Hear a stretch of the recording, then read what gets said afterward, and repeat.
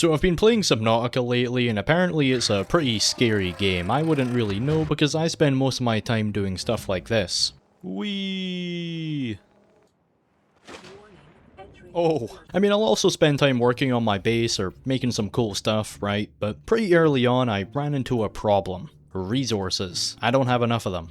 So I go out and get some more, only to run out again. But you know, there aren't just Leviathans in Subnautica, there's a lot of glitches too. And one of those glitches just so happened to be the solution to my problem. And it's called the Moonpool Duplication Glitch. You might be thinking, what does the Moonpool Duplication Glitch do? Well, it duplicates moonpools. I mean, what were you expecting? Anyway, I might have slightly abused this, but it also gave me a pretty good idea. Now just bear with me for a second. Would it be possible to eradicate all Leviathans in this game by polluting the ocean with an infinite amount of resources? I had to put my theory to a test. The test. This is the test. Press any button to continue. I'll press spacebar. That's okay. Ah, that's fine. It's meant to do that. It's meant to do that. Yeah, get over here, fire. Okay, we're fine. Everything is fine. I got my iPad. I'm an iPad kid.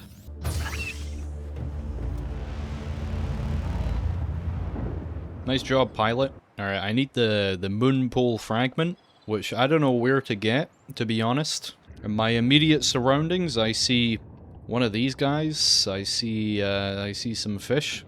Hey, come here. Yeah, you too. No one's safe. Okay, I'm gonna make a... Yep, scanner. Boom. I need cave sulfur, which I'm a little bit nervous about. Oh! Oh! No! Stay back! To be honest. I don't have a very good experience with those little cave fish guys. Jesus! I'm pretty bad with names, but I gotta get some sulfur. Those idiots miscalculated, and now I'm gonna steal their sulfur.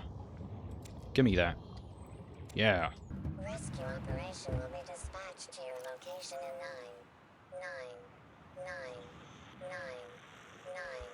hours. Wonderful. Well, at least there's a beautiful sunrise, right? Look, I'm telling you guys, you gotta look for the positives in life, alright? Yeah, I just dropped my... No, my breakfast! I just dropped in the ocean. Hey guys, I'm just... Listen. No. You know what? Come here. Who do you think you are? I don't like the way you just looked at me. Give me that scrap. That's my scrap. That's my scrap metal, goddammit. Get out of my sight.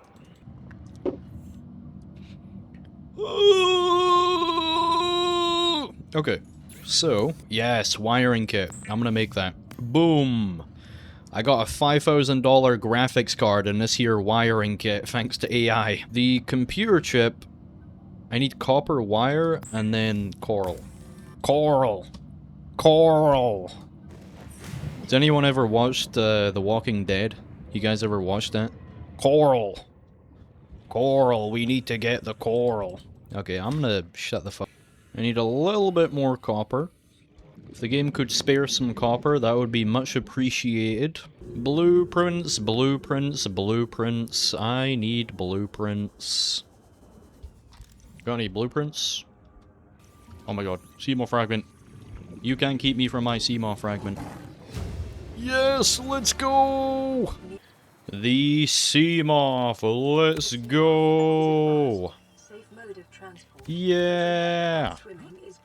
Bam! This opens up a whole new world of possibilities. God damn it, why are the lights on? It's draining the battery. Turn the lights off. Shut the hell up, it's fine. Come on. I know what I'm doing, I'm a seasoned pilot. I'm not like that guy that was flying the Aurora. Oh my god, last one. Let's go! Yeah!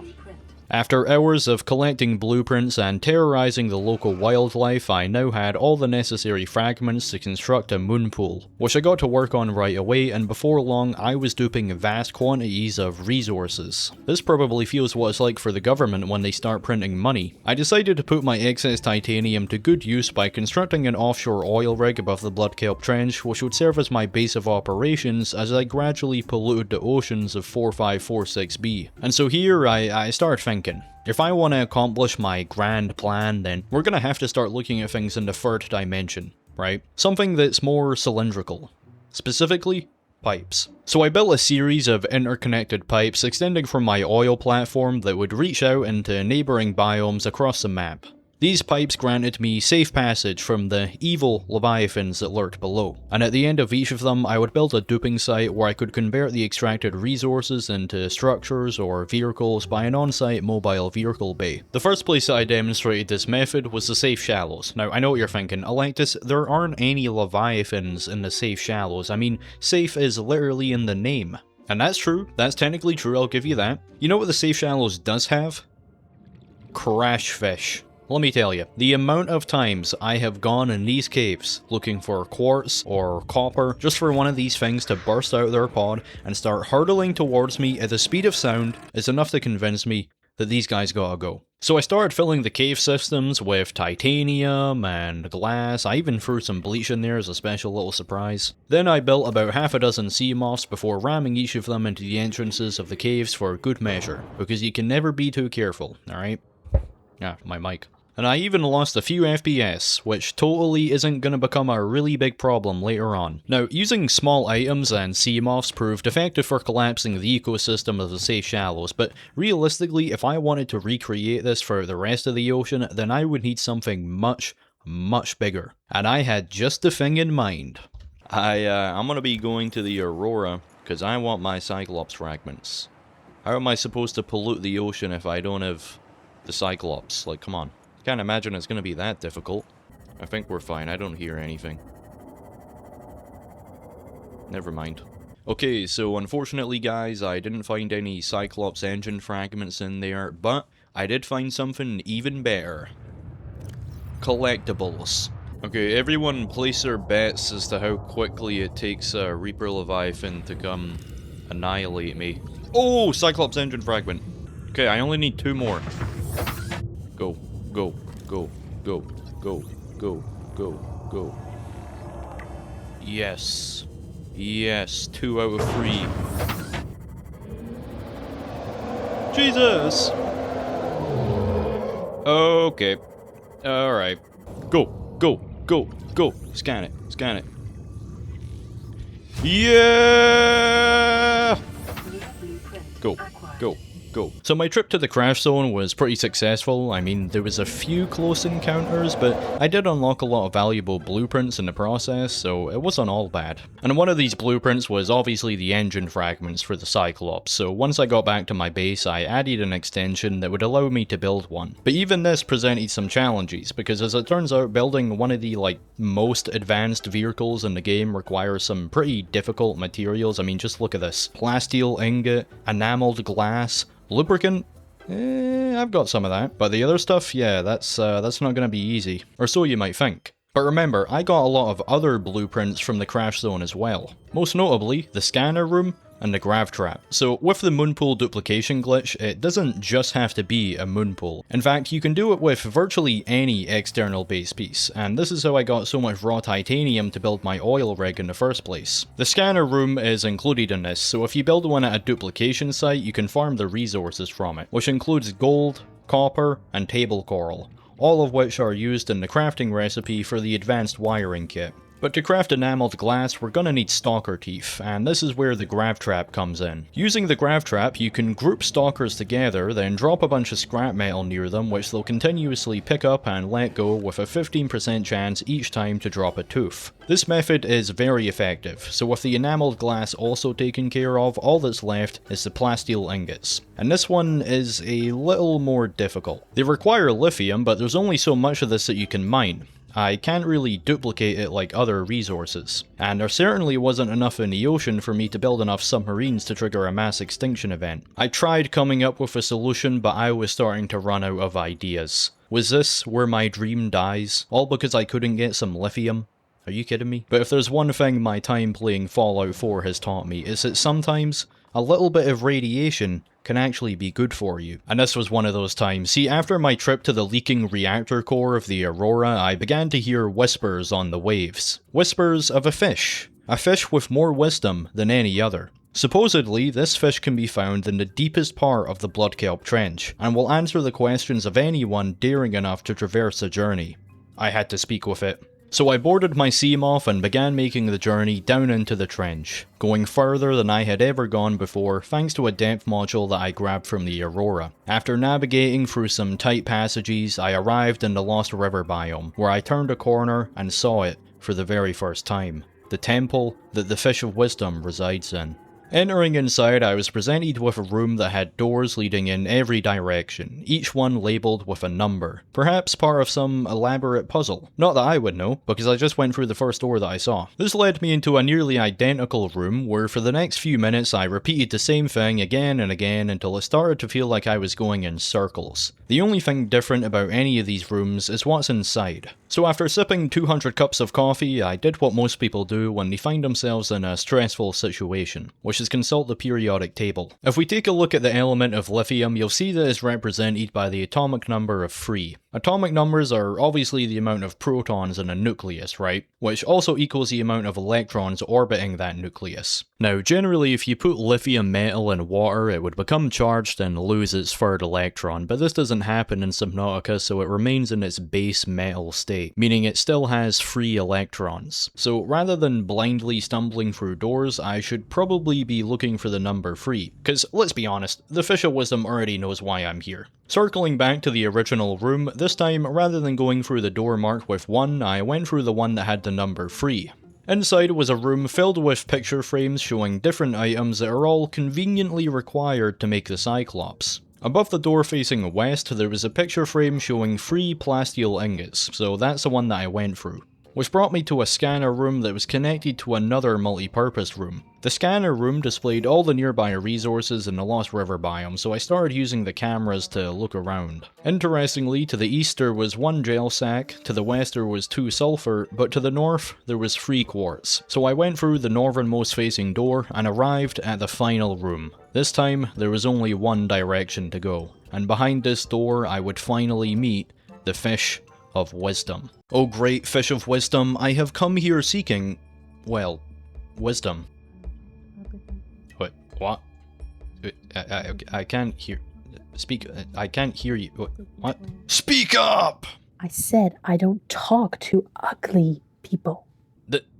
This fish is an asshole! Look, I came all the way here, I went through your little maze, okay, and my Seamoth is outside, so I'm probably gonna get a parking ticket. I'm not leaving until you tell me what I want to know.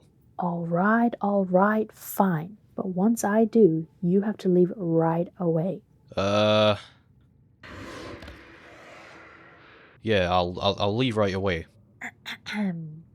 Deep at the very bottom of the ocean floor, there are creatures known as the sea treaders. Why are you Australian now? They have the unique ability to kick up shale outcrops that contain precious metals, such as gold, diamond, and even lithium. If you trap them in the cave they walk through, you can farm these shell outcrops indefinitely, making lithium a very renewable resource.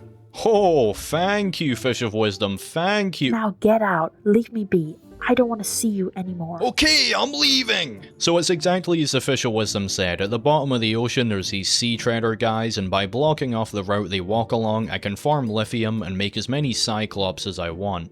Which is exactly what I did. I started with 1, but 1 became 5, 5 became 10, and 10 became 20. I was rolling these Cyclops out of the assembly yard quicker than Apple rolls out a new iPhone every year. Jesus Christ, I'm not paying for that. Now, to be honest, most of my time from here on out was spent AFK. Either by waiting for the sea treaders to kick up shale deposits, or by using a macro on my keyboard for duplicating resources. That's right, I'm metagaming a mass extinction event. Once I had gotten enough, I would go out into places like the dunes or the crash zone and build these sprawling garbage patches. In these garbage patches, Leviathans would get stuck very easily. I mean, all I had to do was put a Seamoth inside and then wait for some idiot Reaper to swim into it and start biting the Seamoth, thinking that it's a tasty meal. Then once this happened, I'd hop in one of the Cyclops before powering up the engines and ramming at full speed. I obviously lost a few in the process of doing this, but yeah, I've got a couple spares. Besides, it's not like it was a complete waste either, because there was starting to be a noticeable difference in the amount of Leviathans in the water. It wasn't all sunshine and rainbows though, because this came at a cost. You remember what I said earlier back in the safe shallows? And I even lost a few FPS, which totally isn't going to become a really big problem later on.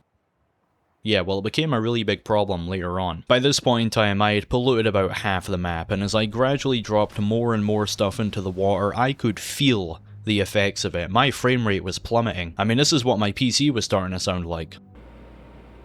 This thing is gonna explode. You might be thinking, oh, what's the big deal? Just turn down your graphics. Wrong! I already did that, and it hardly made a difference. I don't think the developers of this game really intended for it to be rendering dozens of Cyclops, Seamoths, and structures all at the same time. And this was starting to become an existential threat for me. No, I'm not even kidding. Have you checked the prices of RAM lately? I can't afford to replace this thing if it breaks. So I started looking for some ways to improve the game's performance, which began with me pressing F3 and opening this sort of developer graphics window. This menu gives you access to some things that can't really be changed in the normal settings of the game, so I went through and unchecked anything that would be eating up my performance while also lowering the texture quality. Unsurprisingly, this made the game look terrible. But you know, it's what's on the inside that counts, and there was definitely a noticeable improvement in my frame rate. But this alone wouldn't be enough, so I took it even further with my next idea. By combining titanium and gas pods in a vehicle upgrade console, you can craft gas torpedoes, which can be loaded into a Seamoth or a prawn suit. Oh yes, please. Once fired from a torpedo launcher, they'll disperse into a poisonous cloud and damage anything they come into contact with, which I absolutely abused by firing them into every biome I came across. Fish in this game are their own entities that have to be rendered in, but they don't just magically respawn. So if I clear out the population in a particular biome, it takes a really long time for them to come back, since the pool they can multiply from is virtually non-existent. This, combined with the changes I made earlier, saved me a ton of FPS, which meant I could get back to more important things, like doing this for 2 hours. Eventually the surface... Wait, am I recording? Eventually, the surface of the map had become a desolate wasteland, so I began making my way down to the safest place I know, the lava zone, in order to do the same thing there as well. Which was easier said than done, because these sea dragon leviathans think this is Skyrim, which is exactly what it was starting to feel like when they were cooking me at 900 degrees Celsius. I had already lost a few Cyclops and prawn suits to these guys, which normally wouldn't be a problem, but it was kind of a pain to get stuff down at this depth, so I decided to re-evaluate my strategy, which eventually led me to drone warfare. The scanner room comes with 2 drones attached, but as it turns out, these don't just have to be used for finding resources, you can also ram them into creatures. The amount of damage from doing this wasn't very high, but the amount of drones I had was. So I kept doing it. This was a pretty long process, all things considered, but it was also very low effort. But in time, the last sea dragon leviathan fell, and I had all but eradicated every aggressive leviathan in the game. Well, except the ones in the void, but yeah, I'm not going in there, someone else can do it. So I made my way to the Emperor Leviathan and went about curing the Kara virus, which didn't really matter by this point because most of the stuff in the ocean was already dead. But this did allow me to finally build a Neptune escape rocket and leave the planet for good. Goodbye 4546B, we've had some good times together. Shame that I have to leave my base behind, I think I left the electricity on, but let's be real, it's not like I'm ever going to be coming back to this place.